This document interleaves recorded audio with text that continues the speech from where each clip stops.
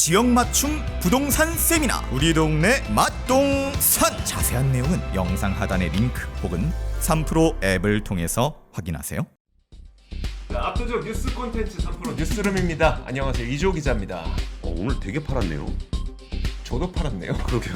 이럴 줄 몰랐네. 네, 다음부터는 의상을 조금 더 신경 쓰도록 네, 하겠습니다. 파란색은 좀 피하도록 하겠습니다. 이거 얼굴만 동동 떠다니는 그런 느낌이네요. 자, 예, 좋습니다. 전혀 몰랐습니다. 오늘도 뉴스룸 한번 힘차게 시작해 보겠습니다. 자, 첫 번째 헤드라인부터 보여주시죠. 네, 보여드리겠습니다. 첫 번째 헤드라인은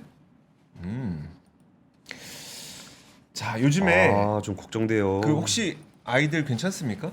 근데 요새 감기 많이 걸리죠. 그 저희 아이들 지금 학교를 못 가고 있는데 네. 감기가 걸려서. 근데 그 많은 분들이 걱정하고 계시는 게 아무래도 이 중국에서 지금 펼쳐지고 있는 폐렴, 중국 폐렴이 문제가 되는 거 아니냐라는 걱정이잖아요. 예. 자, 이런 가운데 오늘 어떤 뉴스가 나왔냐면 중국 보건당국이 어린이들 사이에서 폐렴이 창궐하자 호흡기 질환을 공식 경고했다고 블룸버드의 보도가 있었습니다. 지금 폐렴을 일으키는 원인은 마이코플라즈마 병원균으로 분류가 되고 있는데요. 예. 중국에서는 어느 정도 심하냐면 임시 휴교에 들어가고 또 소아과 병원들이 마비가 될 정도로 환자가 늘고 있다고 합니다. 이것 때문에 병원에 막 하루에 1,000명씩 온대요. 그 정도로 많아요? 예. 그러니까 이게 굉장히 좀 위협적으로 확산세를 보이게 되니까 WHO에서도 세계보건기구에서도 그러면 이거 좀 관련 데이터를 내놔라. 이게 과연 우리가 또 바로 얼마 전에 코로나를 경험하다 보니까 이런 신종 바이러스냐 이런 우려가 있는데요. 일단 중국에서는 신종 바이러스는 아니라고 공식적으로 밝히긴 했지만 어쨌든 마이코플라즈마로 폐렴이 급증하면서 호흡기 질환을 공식적으로 경고하게 됐다는 거는 그만큼 확산세는 빠르다라는 걸 말하고 있는 겁니다. 그러니까 이전에 WHO에서 이 상황에 대해서 보고하라고 그랬더니 중국에서 뭐 별일 아니라고 또 그래버렸잖아요. 그랬습니다.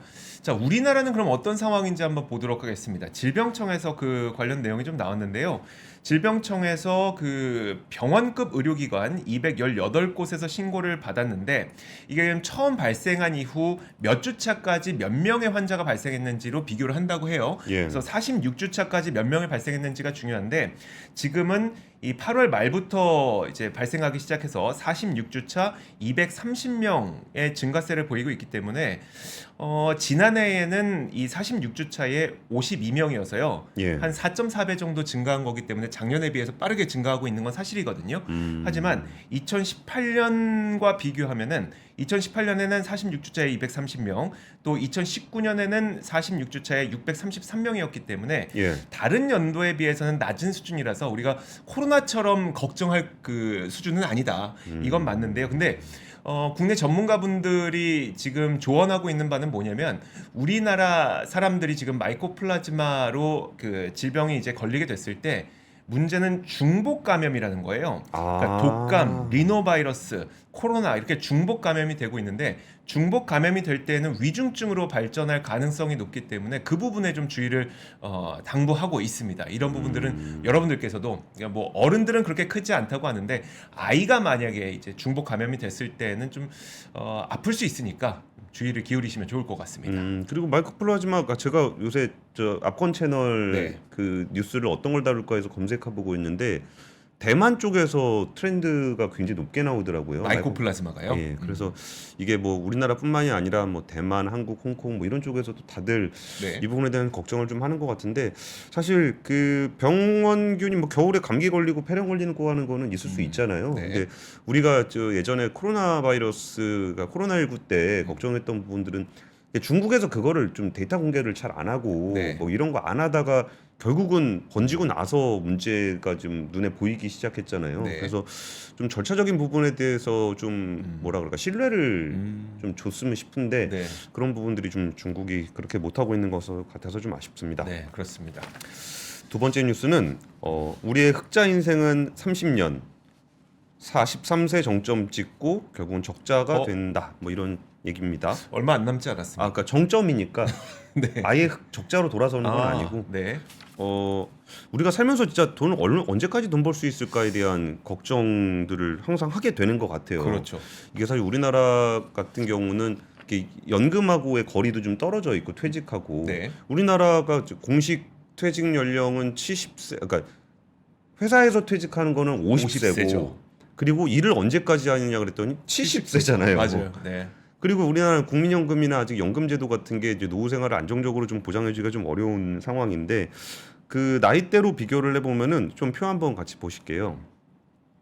한국 국민들은 평균적으로 27세부터 돈을 번답니다. 그리고 그 43세의 정점이 됐다가 네. 61세가 되면은 이제 적자로 돌아서게 된다는 거예요.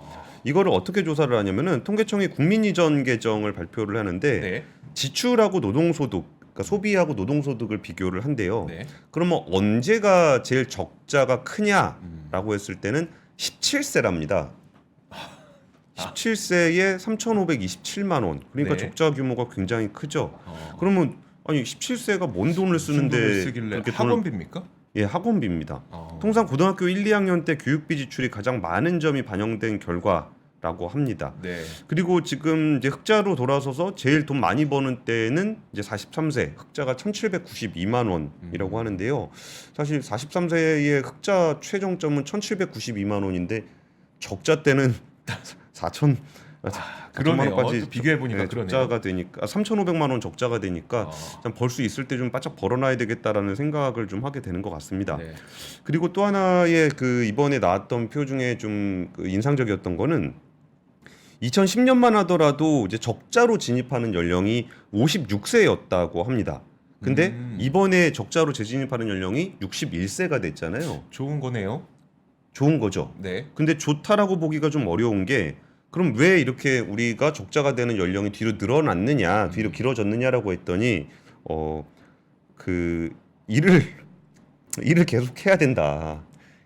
퇴직 연령은 50세인데 예. 그 이후에도 일은 계속 해야 된다. 무슨 일이 됐건 해야 된다. 그러니까 예전에는 56세 정도까지 일을 하고서 적자로 돌아섰다 그러면 그 뒤로도 계속 일을 하기 때문에 네.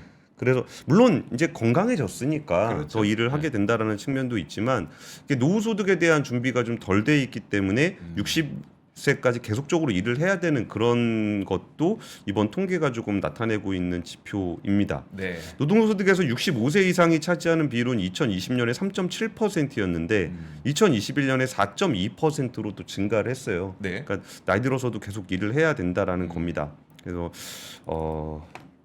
좀 일을 안 하고 편하게 노후를 보낼 수 있는 방법은 없을까라고 생각은 드는데 네. 뭔가 열심히 일해야 될 것 같다. 통계만 보면 열심히 일해야 된다. 네, 통계 보면 열심히 일을 해야 될 것 같습니다. 알겠습니다. 자, 그리고 사실 이런 얘기를 전해주시는 이유가, 그러니까 우리가 이제 국민연금과 관련된 논의가 계속되고 있다 보니까 그 예. 부분에 대해서 우리가 조금 더 관심을 갖자는 취지잖아요. 아닙니다. 아닙니까? 이 보시는 분들 일 열심히 하시라 그런 겁니까? 얘기고 또 이렇게 나이 들어서도 일해야 되니까 네. 건강도 좀 잘 챙기셔야 된다라는 그런 얘기입니다. 알겠습니다. 예. 자, 다음 소식 한번 보도록 하겠습니다. 예. 자, 다음 뉴스는 오토쇼입니다. 요즘에는 이제 오토쇼 자체에 그렇게 큰 관심을 안 가지게 된 지가 꽤 됐죠. 왜냐하면 가전박람회에서 뭔가 온갖 자동차들이 다 나왔기 때문인데요. 예. 그 이유는 또 바로 거기에 있습니다. 예전에는 오토쇼에서 자동차, 그리고 가전박람회에서는 가전제품. 그런데 요즘에는 가전박람회에서 다 자동차 공개하니까 굳이 우리가 오토쇼를 관심 가져야 되냐 이런 거였었거든요. 예. 근데 지금 미국 LA에서는 지난주 금요일부터 오는 일요일까지 모터쇼가 지금 열리고 있습니다. 로스앤젤레스는 또 미국 도시 가운데 가장 큰 전기차 시장이기 때문에 LA 오토쇼는 좀 주목을 받고 있는데요. 그러다 보니까 가전박람회에서도 물론 전기차가 많이 공개가 되긴 했지만 이 LA 오토쇼의 경우에는 최근 수년 동안 글로벌 완성차 업체들이 전기차를 처음 공개한 그 자리이기도 합니다. 그래서 예컨대 포드의 머스탱 마하 2의 경우에도 여기에서 처음 공개가 됐고요. 포르쉐 전기 스포츠카죠 타이칸도 이 자리에서 처음 공개가 되기도 했습니다. 그만큼 이 그 LA 오토쇼는 전기차의 어떤 첫 공개 행사로 자리매김을 했었는데 이번에 좀 뭔가 변화가 있습니다. 어떤 변화죠? 바로 하이브리드의 공개가 꽤 많이 이번에 와. 공개가 됐습니다. 이것도 참 아이러니하죠. 이게 네. 원래 하이브리드 갔다 전기차 갈 줄 알았는데 전기차 같다. 전기차 갔다가 하이브리드로 가는 그러니까요. 그런 상황이 네. 돼 버렸어요. 그런 수요가 지금 움직임이 있는 거죠. 실제로 그 현대차 그룹은 N 브랜드의 최초의 고성능 전기차죠. 아이오닉 5N을 북미 시장 최초로 이 자리에서 공개를 했고요.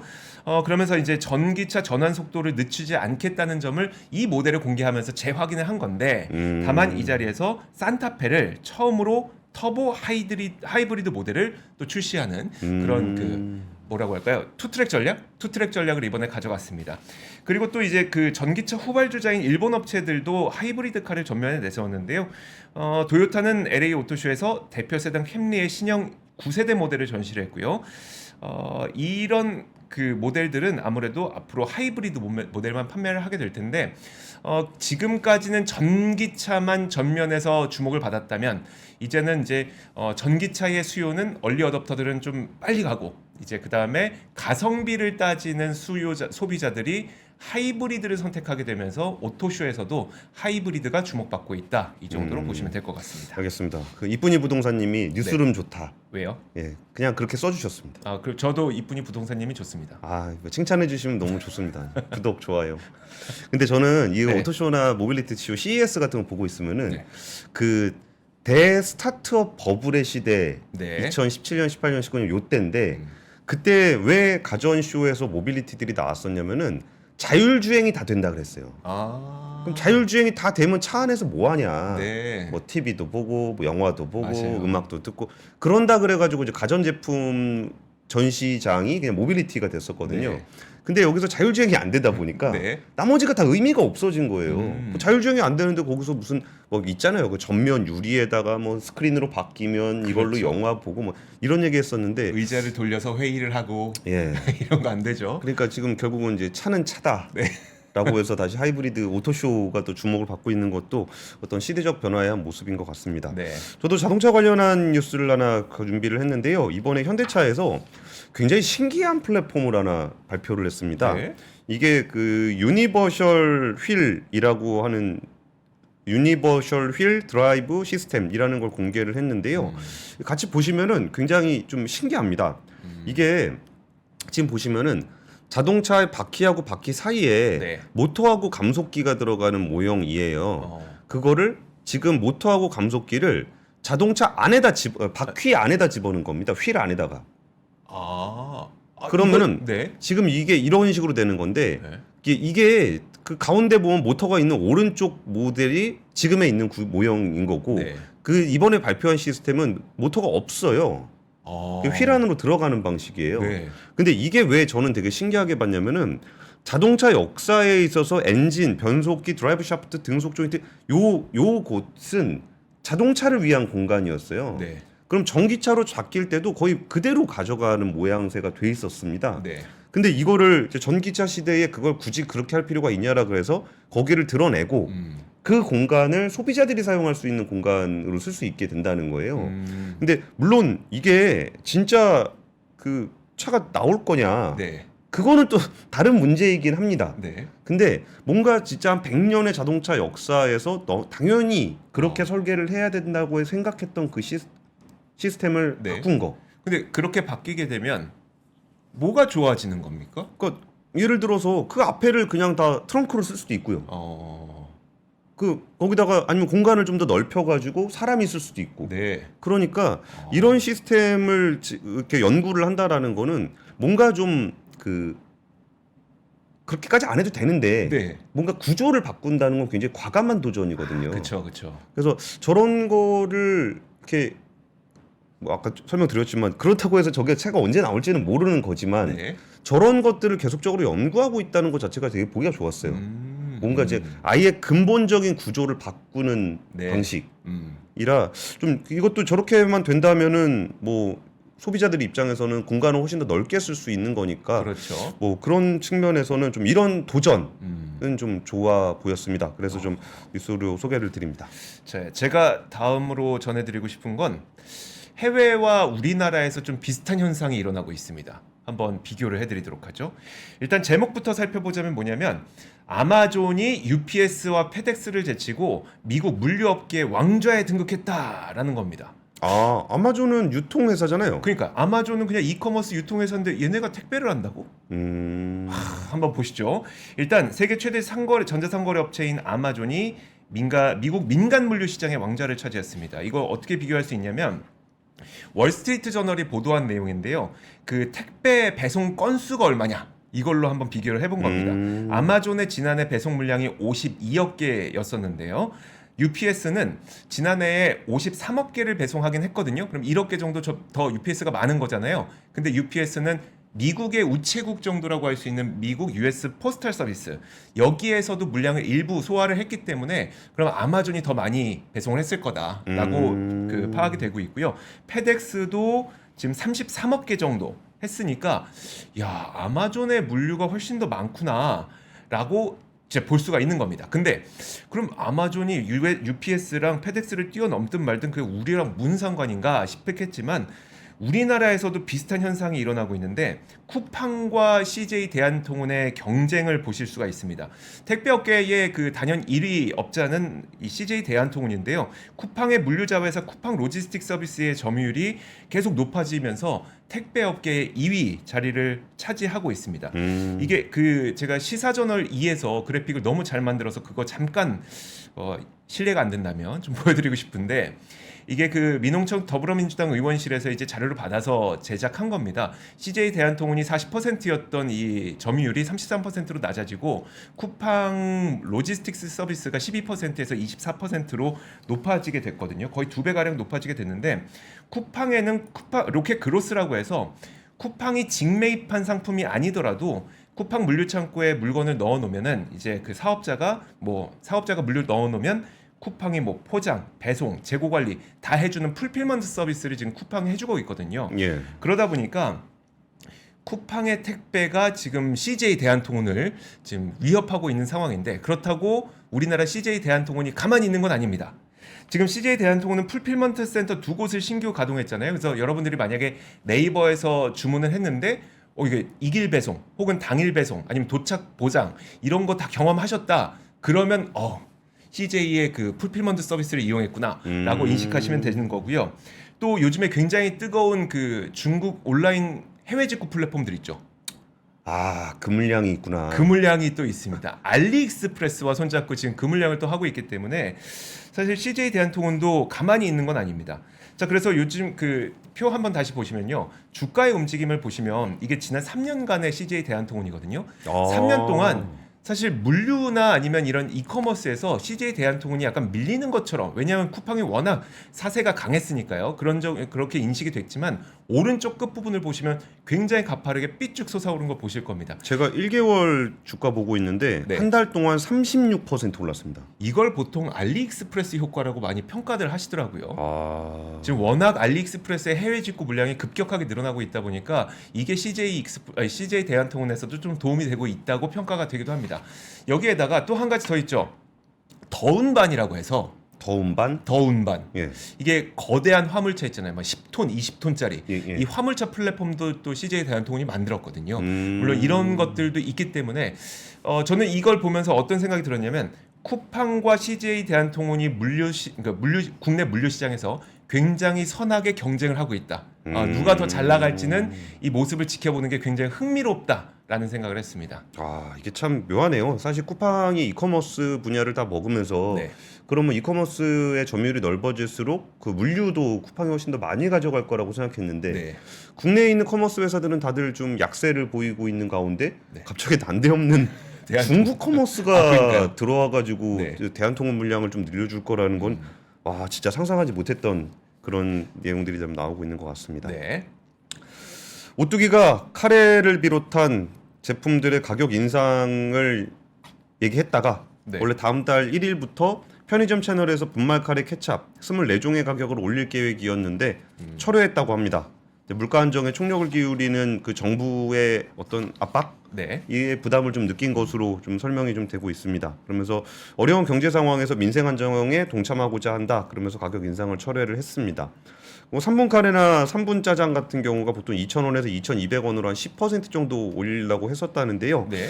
이런 부분들은 좀 고맙긴 합니다. 이게 물가가 워낙 많이 오르고 있는 상황에서 오뚜기 제품들은 또 식품이다 보니까 식품 물가는 또 피하기도 되게 어렵잖아요. 네. 그래서 고맙긴 하고 네. 근데 물가가 전반적으로 올라가는 상황에서 이렇게 안 올려서 버틸 수 있나 이런 생각도 좀 들긴 합니다. 근데 어쨌든 이런 분위기도 이제 어떤 물가 상승기에 나타난 현상 중에 하나인 것 같은데요. 그 중에 좀 물가 인상기에 나타나고 있는 또 하나의 현상 중에 좀 리퍼브샵 이라는 게 지금 인기를 끌고 있대요. 그러니까 리퍼브라는 거는 우리가 물건을 샀는데 네. 그 물건을 이렇게 단순 변심 같은 경우로 반송하는 경우가 있잖아요. 네. 그러면은 그렇게 그 제조 유통 과정에서 좀 문제가 있어서 재포장한 제품 아니면 DP라 그래가지고 전시용 제품 네. 이런 것들을 좀 다시 판매하는 그런 매장이라고 합니다. 롯데마트 같은 경우에는 리퍼브 상품 매출이 전년 동기 대비해서 10배가 늘었다는 거예요.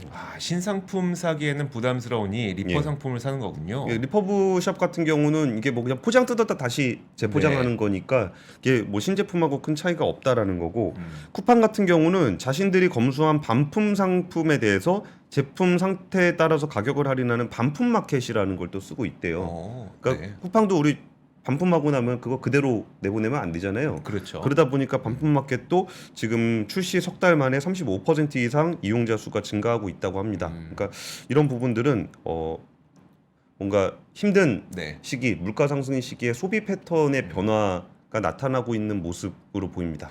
알겠습니다. 사실 그 기업들이 이제 물가 높이지 않기 위해 노력하는 걸 폄하하고 싶은 건 아닌데 사실 이달 말에 또 그 정부에서 얼마 전에 이제 물가 관계 차관 회의 열어서 이제 예. 11월 말까지 또 슈링크플레이션 어떻게 하는지 유형 적발하겠다 했잖아요. 그래서 그런 부분들도 좀 분명히 약간 기업들에게는 압박이 되고 있는 것 같긴 합니다. 예. 네. 다음 뉴스는 뭔가요? 자, 다음 뉴스는 바로 이겁니다. 트렌드포스에서 엔비디아가 다음 달 중으로 삼성전자 HBM3 검증을 마칠 것 같다라는 전망을 내놨습니다. 표와 함께 제 이야기 한번 들어보시죠. 대만의 시장조사 업체 트렌드포스가 미국 엔비디아가 다음 달 중으로 삼성전자의 고대역 메모리 HBM3죠. 예. 검증을 마칠 것이라고 전망을 했습니다. 그래서 여기 표에 보시면은 별표된 데 있잖아요. 예, 별표된 것 가운데 삼성 이거 보시면 2023년 4분기 이게 이제 샘플 정한 거고, 샘플 전한 거고. 4분기면은 이제 한 달 남았잖아요. 그렇죠. 네. 지금 4분기죠. 그러니까 한 달 남았다. 네네. 한 달 안에 끝내야 되는 거죠. 그렇죠. 예. 네. 그래서 이 부분을 말을 한 겁니다. 그래서 이제 우리가 여기에 관심을 갖고 있는 이유는 바로 그거죠. 이번 결과가 삼성전자의 내년도 반도체 실적에 좀 직접적인 영향을 줄 수 있기 때문 아니겠습니까? 현재까지는 SK하이닉스가 시장을 주도하고 있는 게 업계 중론인데 이미 뭐 SK하이닉스는 지난해부터 HBM3를 엔비디아에 독점적으로 공급하고 있고 이제 삼성전자가 검증을 마친 다음에 만약에 공급을 시작하게 되면 이게 실적에 또 반영되기 때문에 많은 분들이 좀 관심을 갖고 있습니다. 또 그리고 이제 신제품이라고 할 수 있는 HBM3E 요거에 대해서도 이제 향후 경쟁이 어떻게 될 것이냐에 대해서 또 많은 관심을 갖고 있어서요. 이런 부분들 여러분들께서도 어떤 식으로 진행되는지 한번 보시면 좋을 것 같습니다. 네, HBM3E 같은 경우는 SK하이닉스가 지금 만들었는데 네. 그 다음에 나올 엔비디아 서버 H200에 들어갈 네. 거예요. 그러면 그게 전 세계에서 가장 빠른 AI 가속기가 될 거라는데 확실히 이 부분은 그러니까 하이닉스가 AMD하고 2013년에 시작했거든요. 네. 근데 그때 삼성전자 입장에선 야 디램만 팔아도 실컷 파는데 그 어렵고 수율도 안 나오는 거 만들어서 뭐 하냐. 네. 그래가지고 좀 늦었던 부분이 결국은 또 상황이 또 이렇게 되네요. 그러니까요. 네, 그런 시대가 또 왔습니다. 그리고 인기 있는 직업은 무엇일까요? 라는 내용을 준비했습니다. 기자 없습니까? 진짜 보시죠. 아이들의 운명에 별로 그렇게 추천하고 싶진 않습니다. 그래요. 그러니까 이게 교육부하고 한국직업능력연구원이 2023년 초중등 진로교육 현황 조사 결과를 발표를 했는데요. 그냥 한번 보시죠. 네. 그냥 보시면 될 것 같습니다. 1위는 초등학교 운동선수 1위, 초등학생의 1위는 운동선수, 2위는 의사, 3위는 교사이고요. 네. 중학교는 교사, 의사, 운동선수. 고등학생은 교사, 간호사, 생명과학자 및 연구원. 네. 이런 순서로 있는데 눈 씻고 찾아봐도 기사 없습니다. 기자 없습니까? 기자 없습니다. 그래서 지금 이런 순서로 좀 나타내고 있는 부분들이 여기서 좀 안타까운 네. 얘기 중에 하나는 지금 고등학교, 중학교의 교사가 1위를 차지하고 있는 이 조사가 이전에 좀 그 교사분이 좀 자살을 하셨던 서희초 사건이 네. 일어나기 전에 조사를 했다라는 거를 계속적으로 표현을 하고 있더라고요. 그래요. 그래서 그게 이제 내년에는 또 어떻게 바뀔지가 좀 궁금하긴 합니다. 사실 뭐 저의 그 장래 희망은 그 재벌 2세인데 아버지가 너무 노력을 안 하셔요. 나이도 너무 많으셔. 그래서 아버지의 노력을 이 부족해서 제가 희망 직업을 가질 수 없게 되는 네. 그런 상황이 돼 있습니다. 그리고 시간 좀 있으니까 좀 단신 몇 개 전해주시죠. 좀 전해드리면은 되게 별거 아닌 뉴스 하나 전해드리겠습니다. 네. 그 30일에 금융통화위원회 금리 전망, 금리 결정하거든요. 네. 이조 기자는 어떻게 될 거라고 보시는가? 설마 여기서 변경할 수 있겠습니까? 저는 어려울 것 같아서 동결. 네. 금융투자협회에서 그 채권을 운용하는 종사자 100명에게 설문조사를 했는데 96명이 동결. 이러면은 뭐 전혀 그러니까요. 그 한국은행에서도 되게 뻘쭘하겠어요. 아무도 거기에 대한 기대를 안 하니까. 물론 금리의 움직임뿐만 아니라 금융통화위원회 이후에 이제 그 시장 상황에 대해서 어떻게 보는지 그런 얘기들을 또 들어보는 것도 좀 큰 의미가 있는 것 같습니다. 네. 그리고 이거는 뭐 곁다리 뉴스인데 구찌의 그 디자인 센터가 로마에 있는데 이 로마에 있는 디자인 센터를 밀라노 사무실로 옮기겠다라고. 로마. 밀라노는 어디죠? 그 밀라노도 이탈리아죠, 똑같은 똑같이 이탈리아죠. 근데 밀라노 사무실이 그쪽에 뭐 전략 사무소라든지 이런 게 있어서 디자인 센터랑 합치겠다라는 건데 그게 이제 500km 정도 떨어져 있대요. 네. 그러다 보니까 102년 만에 처음으로 구찌의 디자이너들이 파업을 한다. 그리고서 이게 파업을 하다 보니까 이거는 사실상 나가라는 거 아니냐라는 얘기까지 좀 나오고 있대요. 그래서 102년 만에 구찌에서 처음으로 파업이 일어났고, 그리고 디자이너들은 구찌에서 정리해고가 유행이다라고 얘기를 하면서 하고 있다는데, 일단 그 디자이너들은 가족들로 인해서 로마를 떠날 수 없다라는 얘기도 하고 있다고 해요. 그래서 그 102년 만에 일어난 일이라고 하니까 디자이너의 파업 소식 전해드렸습니다. 사실상 나가란 500m가 아니 500km 떨어져 있으면 다니기 힘들잖아요. 좋습니다. 네, 그렇습니다. 자, 오늘 저희 3프로 뉴스룸이 준비한 소식은 여기까지입니다. 자, 즐거운 퇴근길 되셨으면 좋겠고요. 저희는 내일 오겠습니다. 고맙습니다. 감사합니다. 외환위기 오는 거 아니에요? 금융위기 오는 거 아니에요? 이런 질문들을 좀 굉장히 많이 받았었습니다. 탐욕이 되게 강했을 때 위험자산으로서의 극단적인 쏠림이 나타나고, 공포감이 극에 달했을 때 안전자산으로서의 극단적인 쏠림이 나타나거든요. 과거의 일이 미래에 똑같이 일어난다 이건 아니지만, 그때 당시에 위기 상황에서는 어떤 공통점들이 있었는지를 보면서 우리가 대비를 하는 방법도 고민해 볼 수 있고요. 과거를 제대로 이해하는 순간 위기의 실체가 드러납니다. 오건영의 현실 경제 이야기를 서점에서 만나보세요.